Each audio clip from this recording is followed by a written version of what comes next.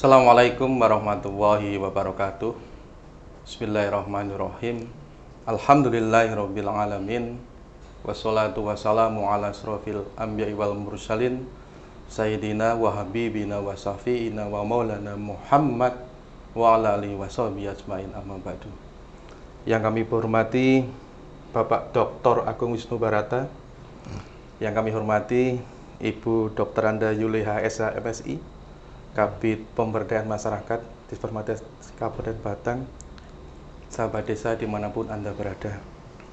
Yang pertama dan utama, saya mengingatkan kepada diri kami pribadi dan sahabat desa, khususnya yang ada di wilayah Kabupaten Batang, untuk senantiasa bersyukur kepada Allah SWT atas nikmat, karunia, rahmat yang telah diberikan kepada kita semua.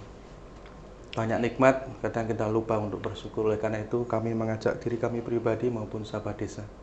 Termasuk memang banyak yang kita miliki, yang kita rasakan, tapi belum tentu dimiliki atau dirasakan oleh orang lain. Yang kedua, sholawat dan salam marilah kita haturkan kepada junjungan Nabi Agung Muhammad Rasulullah SAW. Semoga sahabat desa yang beragama Muslim, agama Islam, mendapatkan syafaat beliau di hari kiamat nanti. Allahumma amin. Sahabat desa, tadi pagi jam 5 setelah subuh, saya membaca status WA atau WhatsApp dari salah satu sahabat desa. Ini bisa menjadi inspirasi buat kita, motivasi kita, yang mengatakan demikian. Tidak perlu menjadi manusia terbaik, cukuplah berusaha menjadi lebih baik dari sebelumnya. Tidak perlu menjadi yang paling hebat, cukuplah menjadi orang yang punya manfaat. Sahabat desa, kegiatan Laboratorium Administrasi Pemerintahan Desa merupakan sumbangsih dari Dispermates Kabupaten Batang untuk sahabat desa, untuk kita semua, sebagai wahana silaturahmi sekaligus wahana untuk edukasi, sehingga apa yang disampaikan dalam kegiatan ini mudah-mudahan bisa bermanfaat untuk kita semua. Pada hari ini, materi yang akan disampaikan adalah mengenai pembinaan hubungan kerja. Oleh karena itu, sahabat desa, khususnya yang ada di wilayah Kabupaten Batang, mari bersama-sama kita dengarkan, kita saksikan yang akan disampaikan oleh Bapak Dr. Agung Wisnu Barata, SOS MM. Kepada beliau, waktu dan tempat kami haturkan. Terima kasih Mas Budi Utomo, Sarjana Ekonomi. Kemudian yang saya hormati juga Ibu Dr. Anda Yuleha, Magister Sains, yang selalu menemani saya kalau ada kegiatan Laboratorium Administrasi Pemerintahan Desa. Mudah-mudahan Mas Budi, Mbak Yuleha, ini sebagai bentuk amal kita bareng. Amin. Untuk saudara-saudara kita, sahabat desa, ilmu yang kita sampaikan buat beliau-beliau yang ada di desa merupakan amal jariah dari kita. Amin. Makanya kita tidak usah bosan-bosan lah menyampaikan hal-hal yang sifatnya baik. Hari ini saya ngambil judul pembinaan hubungan kerja. Pembinaan hubungan kerja ini menurut saya sangat penting sekali, karena kita itu makhluk sosial. Makhluk sosial artinya tidak mungkin kita hidup sendiri. Kita selalu membutuhkan orang lain.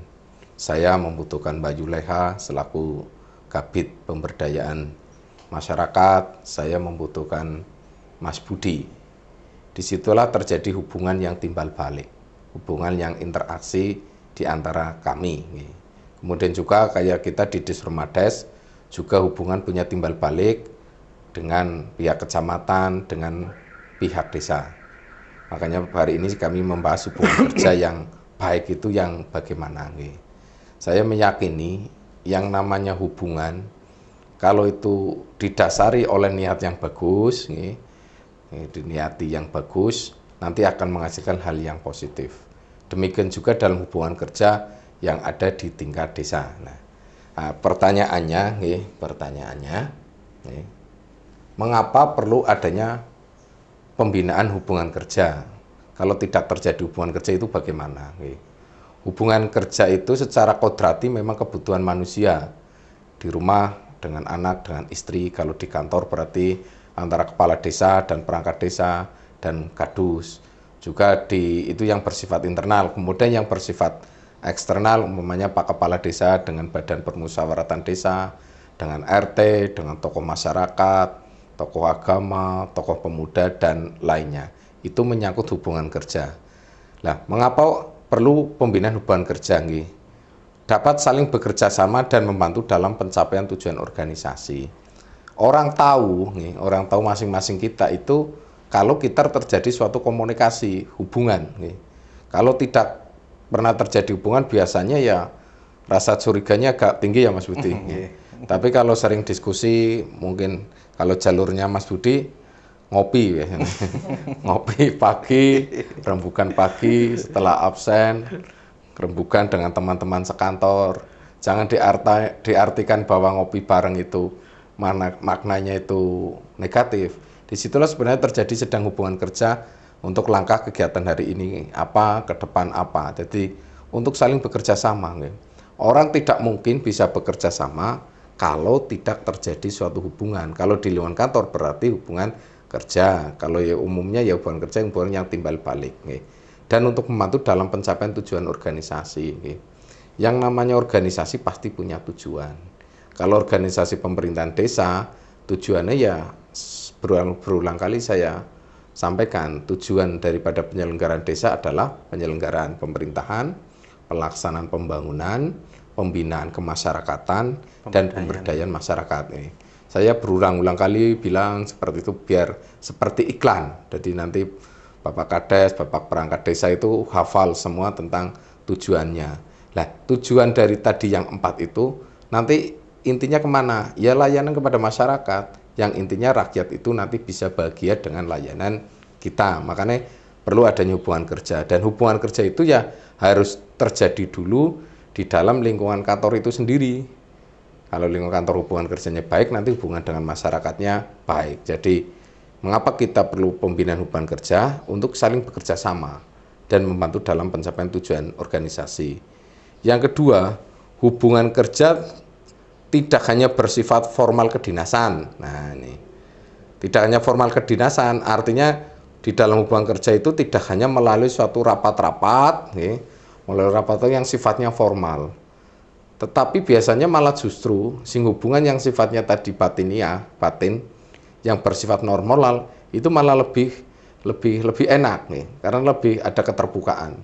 Saya mengatakan lebih ekstrim itu kalau rapat formal itu sebenarnya hanya untuk legalitas. Tapi di luar formal itu malah justru yang luar biasa. Karena kalau sudah berbicara di hubungan-hubungan yang sifatnya formal, di situ ada terjadi kekakuan. Ya kalau menyelesaikan suatu konflik sosial ada perbedaan pendapat yang cukup benturannya cukup keras, biasanya tidak saya rapatkan dulu. Biasanya saya menemui orang yang satu, pandangannya bagaimana, kemudian menemui orang yang kedua, pandangannya bagaimana. Setelah tahu titik kesamaannya, kita temukan bareng, kita ngobrol bareng dari batiniah kita, dari hati ke hati. Kalau kita berbicara dari hati ke hati itu kan nanti akan tercurah semua, titik temunya gampang. Nah, kalau sudah terjadi titik temu, baru kita rapat yang bersifat formal. Nah, rapat formal itu lebih cenderung untuk memenuhi ketentuan aturan hukumnya, karena harus melalui musyawarah, melalui mekanisme. Tapi yang terpenting itu adalah hubungan yang bersifat non formal. Kalau di bahasa organisasi namanya negosiasi. Nah, negosiasi seperti umpamanya contoh kami di Spermades akan membuat draft peraturan tentang pemilihan kepala desa. Ini yang sedang kita proses. Nah, untuk bisa menampung aspirasi dari berbagai, ya kami ngundang dari Paguyuban Sang Pamomong, dari kecamatan, dari PPDI. Itu hubungan-hubungan yang tidak begitu formal banget. Kita tahu kepenginnya seperti apa, draftnya seperti itu. Disitulah terjadi hubungan kerja. Kalau mereka sudah mengungkapkan, akhirnya kita akan mencari titik temu. Baru kita formalkan dalam proses mekanisme peraturan daerahnya. Harus melalui pembahasan di DPRD, harus melalui konsultasi kepada gubernur. Jadi semuanya punya peran masing-masing. Jadi hubungan kerja ini memang sangat menentukan sekali. Coba sih orang kalau tidak pernah terjadi hubungan antara satu dengan orang lain, biasanya curiga. Tapi karena sering hubungan melalui komunikasi yang baik, semua permasalahan itu akan lebih mudah diselesaikan. Makanya yang ketiga ini terjadinya harmonisasi antar aparatur pemerintahan desa. Nah, saya nyarankan untuk Pak Kades, Pak Perangkat Desa harus menjadi suatu tren, menjadi suatu kebiasaan hubungan kerja itu terjadi dalam lingkungan kantor. Sing positif umpamanya, apakah setiap hari Senin, apa setiap hari Jumat. Kalau di kalimat organisasi namanya staff meeting. Staff meeting itu Pak Kadesnya nanti menanyakan kepada Pak Cariknya, Pak Sekretaris Desanya, menanyakan pada Pak Kadusnya, lengkap hadir di situ, kasih kaurnya terhadap apa-apa yang telah dilaksanakan di tingkat desa, apa-apa yang perlu didiskusikan bareng. Nah, kalau sudah terjadi keterbukaan seperti itu, nanti insya Allah itu akan menjadi suatu harmonisasi antar aparatur pemerintahan desa, termasuk dalam hal masalah pengelolaan keuangan desa. Jangan karena kita menganut prinsip di dalam pengelolaan keuangan desa ada sistemnya transparansi, akuntabilitas, partisipatif. Asas-asas itu, prinsip itu juga harus digunakan, harus digunakan di dalam hubungan kerja. Jadi nanti enak. Jadi nanti kalau kalimat yang ekstrim itu tidak ada dusta di antara kita, itu maksudnya sama. Ya. Kalau tidak ada dusta di antara kita kan sebenarnya enak. Nggak ada yang sulit di dalam kehidupan dunia. Manakala hubungan kerjanya, terus kita menyampaikan secara batiniah, secara jujur, dengan rasa integritas antara hati dan pikiran, sama semua permasalahan itu bisa tercapai dengan bagus, yaitu melalui suatu hubungan kerja. Jadi secara poin-poin ya tadi, mengapa kita perlu adanya pembinaan hubungan kerja. Yang pertama itu kita bisa bekerja sama, saling membantu dalam pencapaian tujuan organisasi. Hubungan kerja nanti bisa bersifat formal maupun bersifat non-formal, hubungan batiniah. Yang ketiga, terjadi harmonisasi antar pemerintahan desa. Lah hubungan kerja ini dalam arti yang positif, bukan hubungan negatif antara laki-laki dan perempuan karena sering komunikasi akhirnya jadi satu permasalahan. Nah, ini jangan sampai terjadi curhat di antara mereka akhirnya jadi suatu permasalahan, itu aja. Hubungan kerja yang dalam arti pengertian yang positif. Kemudian yang kedua, tadi mengapa perlu hubungan kerja? Sekarang manfaat dari hubungan kerja. Kalau kita tidak melakukan hubungan kerja itu apa? Kalau kita melakukan hubungan kerja itu manfaatnya apa? Karena setiap kita melakukan segala sesuatu, itu kan mesti ada manfaat yang ingin kita gapai. Yang pertama, tidak terjadi konflik antar aparatur pemerintahan desa. Terjadinya konflik yang ada sesama umpamanya antara kepala desa dengan sekretaris dengan perangkat, biasanya karena hubungan kerjanya tidak harmonis. Pasti seperti itu. Makanya kalau kita terjadi hubungan kerja yang baik, ya konfliknya pasti rendah. Konflik itu kan karena terjadi perbedaan kepentingan. Terjadi karena perbedaan kepentingan, bisa karena perbedaan pendapat, perbedaan keyakinan, perbedaan strategi, cara melangkahnya bagaimana. Tapi kalau dikomunikasikan melalui hubungan kerja yang baik, insya Allah konflik itu bisa dikendalikan, diminimalis. Jadi umpamanya cerita tentang masalah karena keterbatasan anggaran yang ada, kita semua kegiatan harus berjalan, di situ diskusi. Nah, kalau sudah diskusi terjadi suatu kesepakatan bareng melalui musyawarah mufakat, insya Allah itu tidak terjadi konflik sosial. Jadi untuk ngerem terjadinya suatu konflik, terutama antar pimpinan dan bawahan. Yang kedua, manfaatnya adalah setiap aparatur pemerintahan desa bersemangat menyelesaikan pekerjaannya. Karena apa? Kalau kita terbiasa berpikir dalam tim, terjadi hubungan kerja, nanti rasa memilikinya terhadap organisasi itu tinggi. Punya pendapat sesuai dengan tugasnya masing-masing. Umpamanya kasih perencanaan bagaimana, kaur perencanaan bagaimana, kaur keuangannya bagaimana, kasih keserannya bagaimana, kadusnya bagaimana, dia akan bersemangat karena menyampaikan ide-idenya dalam satu forum, dan disitulah akan terjadi kesepakatan bareng dan rasa memiliki organisasinya juga tinggi.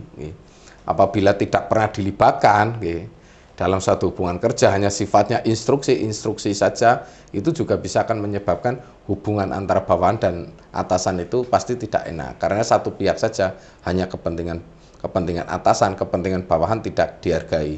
Kalau kepentingan bawahan dihargai, mereka juga akan semangat, ada rasa memiliki terhadap adanya suatu organisasi.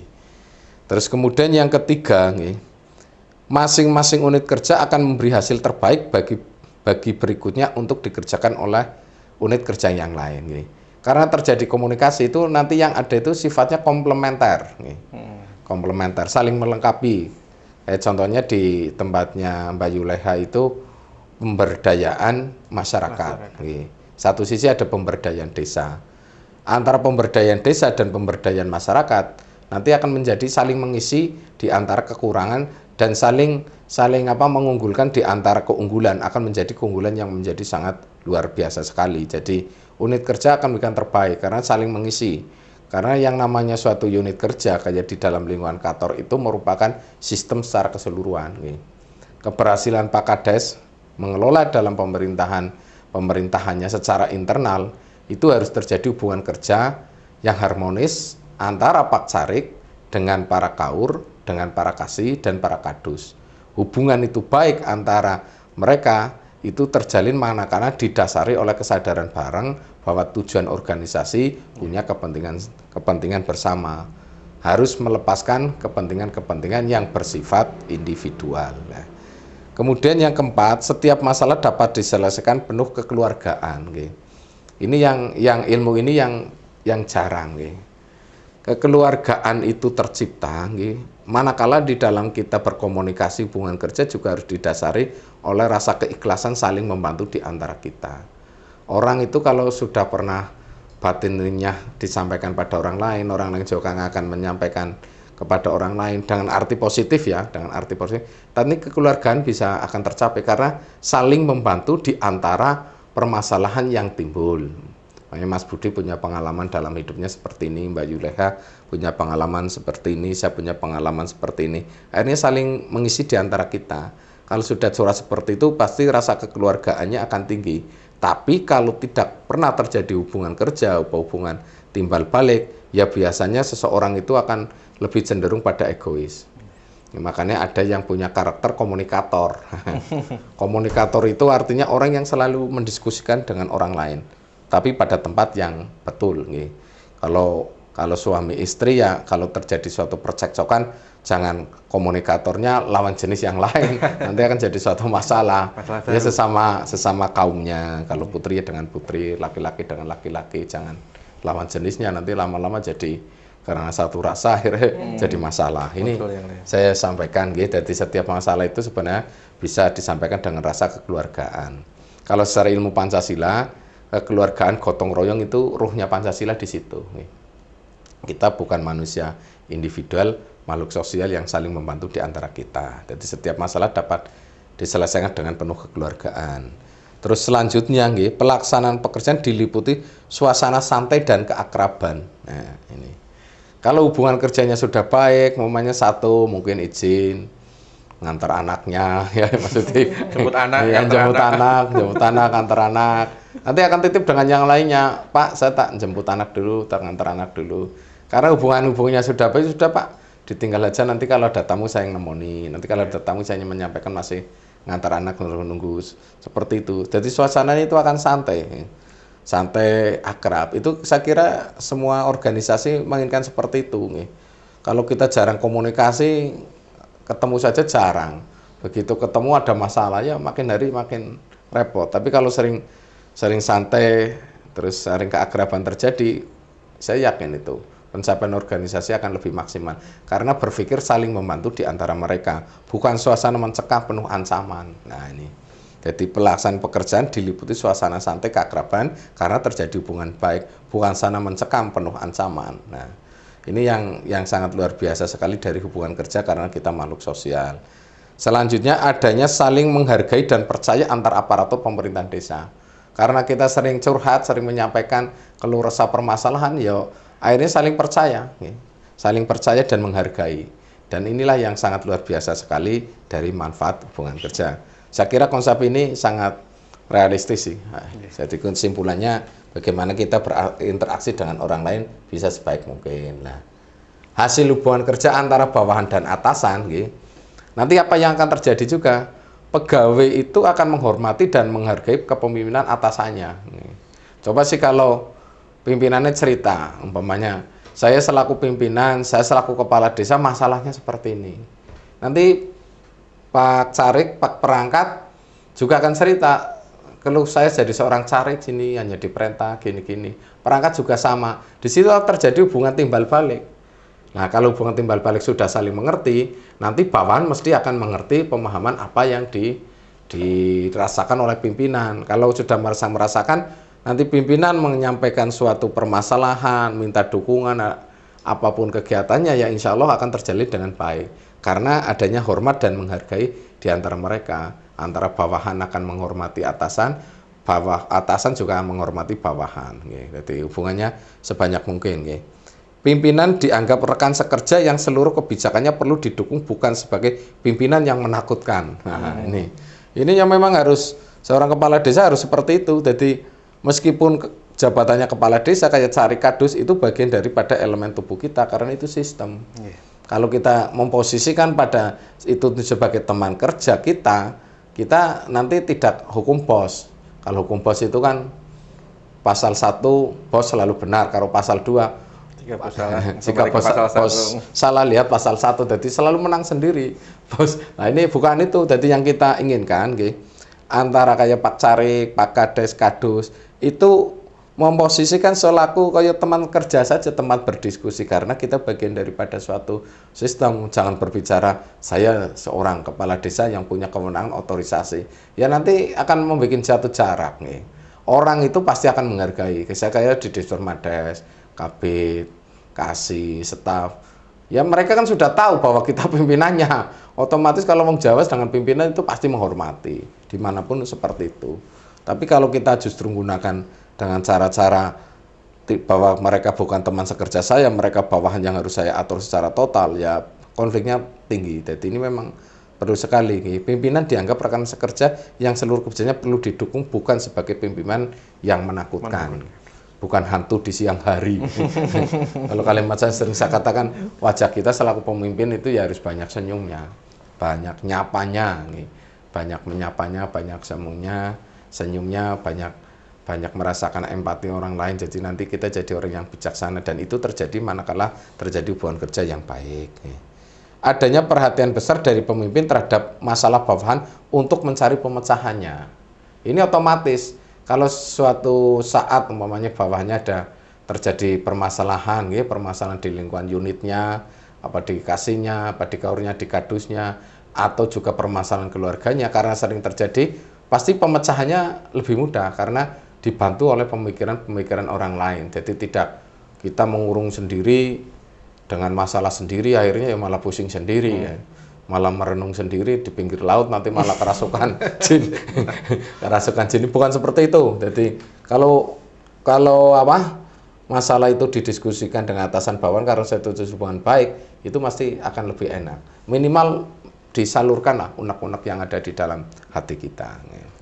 Kemudian adanya usaha pimpinan memperlihatkan keteladanan kerja bagi bawahannya. Nah ini saya selalu ngajurkan yang namanya pimpinan ya kudu ngasih contoh yang bagus. Bawahan itu biasanya akan meniru gaya kepemimpinan apa yang dilakukan oleh pimpinannya. Kalau pimpinannya baik ya pasti dihargai sih, itu aja. Orang kita orang Jawa. Kalau kita disenangi orang lain apa menyenangkan orang, dia juga akan memberi penghormatan yang biasanya lebih tinggi malah itu. Jadi adanya pimpinan orang keteladanan. Keteladanan menurut saya itu adalah ilmu yang paling menurut saya paripurna. Makanya sebelum kita berbicara ngomong apanya itu ya harus sudah kita laksanakan, itu sering saya sampaikan kan. Jadi kita sudah berbicara kita harus jujur lah, ternyata kita korupsi ya iso itu. Kita harus disiplin waktu. Ternyata bawahnya sudah siap, pimpinannya baru datang. Nah, itu nggak bisa gitu aja. Kalau kita mengatakan disiplin itu perlu, ya kita hadir sebelum mereka datang. Kalau kita berbicara jujur, ya kita juga harus memberikan contoh bahwa kita orang jujur gitu. Kalau kita mengatakan orang bijaksana, ya kita juga harus bijaksana. Jadi bukan omong doang itu apa jarkoni. Iso ngajar ora iso ngelakoni. Itu jangan sampai. Ini yang menurut saya di dalam hubungan kerja juga seperti itu. Kalau pimpinannya sudah memberikan teladan yang baik, hubungan kerja pun nanti akan mudah dengan baik. Bawahan selalu termotivasi untuk bekerja karena adanya penghargaan atas prestasi kerjanya. Kalau kita sudah komunikasinya bagus, apa yang dilakukan oleh bawahan, ya kita harus punya penghargaan, jangan diklaim. Saya ulangi lagi, jangan diklaim semua kebaikan, kehebatan yang ada di organisasi itu karena pimpinan. Jangan. Justru kita itu harus bisa memotivasi para bawahan yang punya keilmuan. Kayak Mas Budi ini punya keilmuan di dalam bidang pemasaran. Saya senang kamu pinter dalam pemasaran. Kita biasa memberikan pujian yang jujur yang sebenarnya. Orang itu kalau dikasih pujian, kalau itu jujur yang sebenarnya, ya senang itu. Bukan kita untuk dia jadi orang sombong, enggak. Karena kita harus menghargai suatu prestasi apapun. Jangan senang mencemooh. Mencemooh artinya kalau prestasi orang lain, itu biasa, jangan, itu aja. Membuat suatu prestasi yaitu suatu karya, yaitu memang kerjaan juga yang sangat sulit dan sangat luar biasa sekali. Jadi kalau sudah terjadi hubungan kerja, saya meyakini itu pasti penghargaan terhadap prestasi juga akan diakui. Terjadinya peningkatan kinerja organisasi dari waktu ke waktu dalam pelayanan kepada masyarakat. Kalau di dalam secara internalnya hubungan kerjanya sudah baik, nanti kinerja organisasi baik. Kinerja itu hasil yang diharapkan dari organisasi. Kinerjanya bagaimana? Hal yang diharapkan yang nilainya lebih maksimal. Organisasinya juga akan lebih baik. Hasil penelitian bahwa tidak mungkin kita bisa mengondisikan eksternal kalau di dalam internalnya sendiri bermasalah. Kalau kalimat saya ekstrimnya, rampungkan tentang diri kita sendiri sebelum kita menyelesaikan permasalahan orang lain. Kalau diri kita sudah rampung, organisasi internal juga rampung, baru kita sampai ke eksternalnya. Contoh umpamanya ya, saya ngajari masalah keadministrasian ke tingkat desa umpamanya. Saya mengajari ke tingkat desa. Kalau di tingkat kami sendiri di Dispermades juga tidak seperti apa yang saya sampaikan kepada desa, itu ya tidak mungkin. Itu di situ kan ada unsur keteladanan juga. Kemudian internalnya sukses, nanti melaju ke eksternalnya dulu. Kalau ke eksternal dulu baru ke internal itu saya jarang menemukan. Biasanya gitu. Pembinaan ya dari bersifat internal itu sendiri. Kemudian faktor yang mempengaruhi hubungan kerja.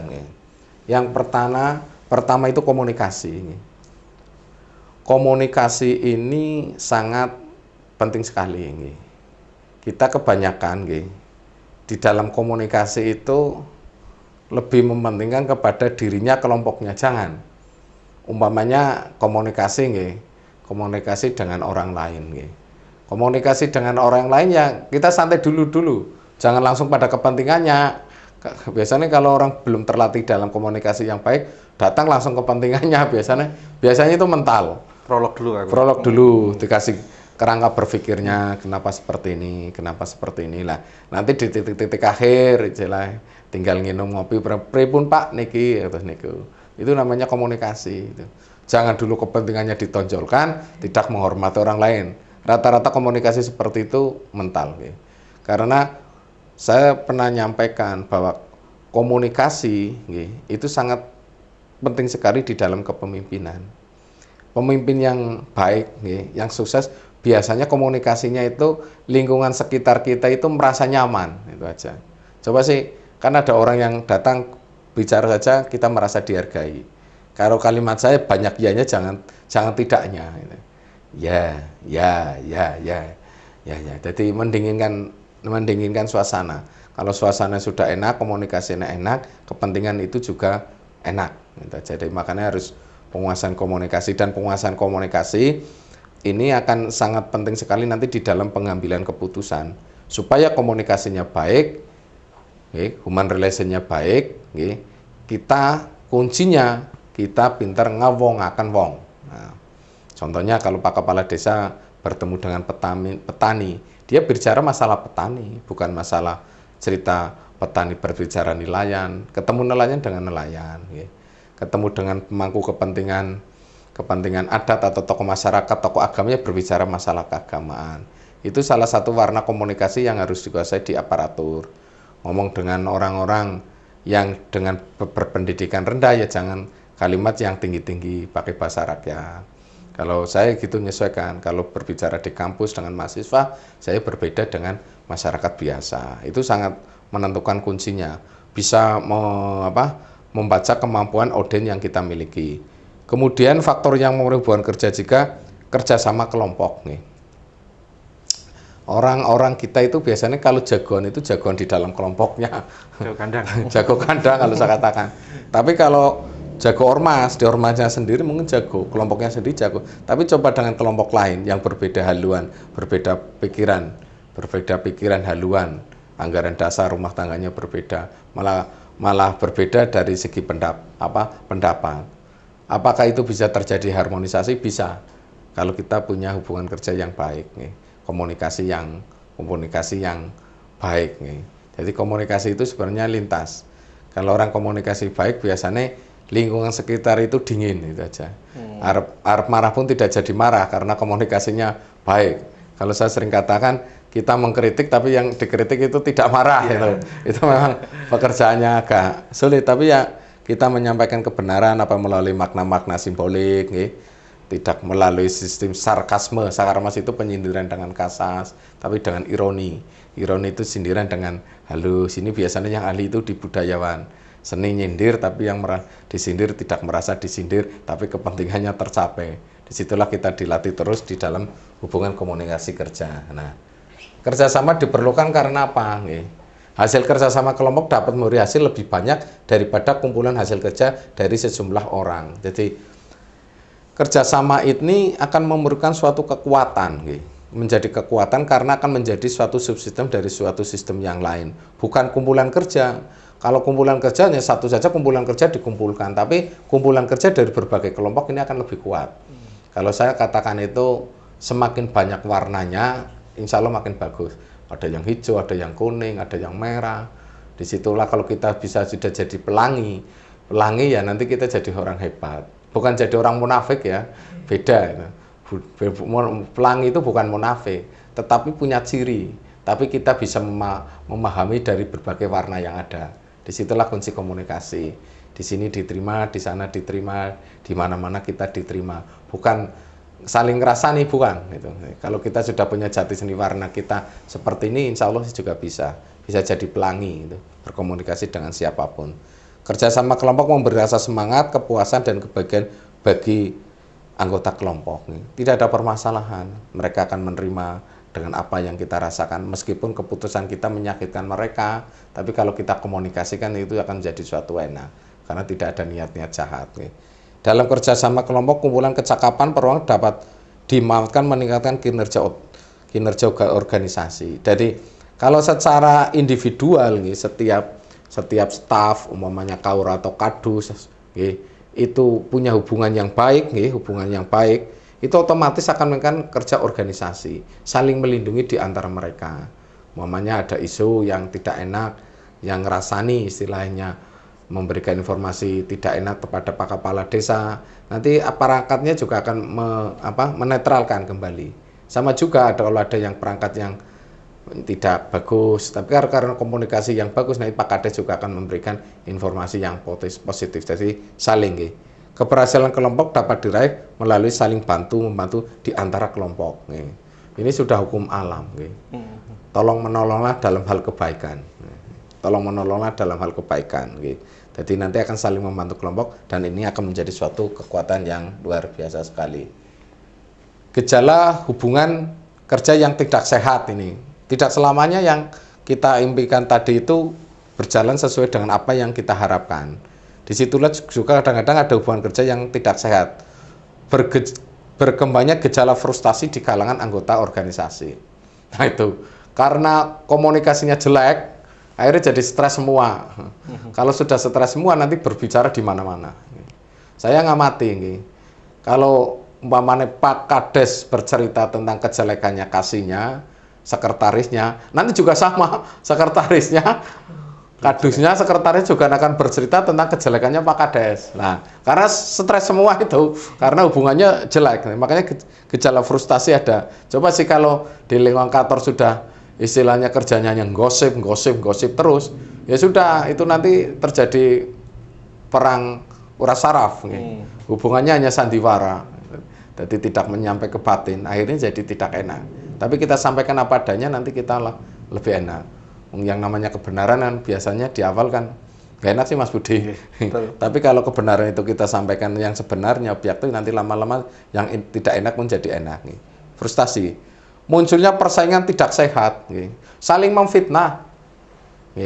Umpamanya kasih ini bilangin kasih yang lain. Pak kasih ini seperti ini. Pak Kadesnya menerima begitu saja. Kasih ini juga bilang. Kalau di kantor, kabit ini ngerasani ini, kabit ini ngerasani ini. Dan itu artinya menjadi persaingan tidak sehat. Karena apa? Jarang komunikasi. Saya meyakini itu kalau pimpinan terbawa arus seperti itu, ya nanti malah justru yang ada itu pasti konflik internal di dalam organisasi pasti terjadi. Persaingan. Karena apa? Tidak pernah terjadi komunikasi secara besar. Itu aja. Sarana kerja tidak menyenangkan. Kalau sudahnya tidak enak ya semuanya tidak menyenangkan. Anggota tidak punya kesempatan mengembangkan pribadinya. Ya karena kita komunikasinya tidak baik, ya akhirnya ngambil prinsip diem adalah mas ya Mas Budi. Daripada nambah repot orang lain, ya akhirnya kan kita punya pemikiran, punya pendapat, ya disimpan hati sih Mbak Yuleha. Disimpan hati toh, orang kita berani ngomong, kalau kita ngomong malah akhirnya jadi masalah karena hubungan kerjanya tidak baik.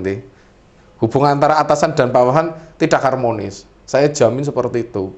Tadi yang seperti saya sampaikan, atasan yang ngerasani bawahan, bawahan yang ngerasani atasan, dan saling diantara itu saling ngerasani.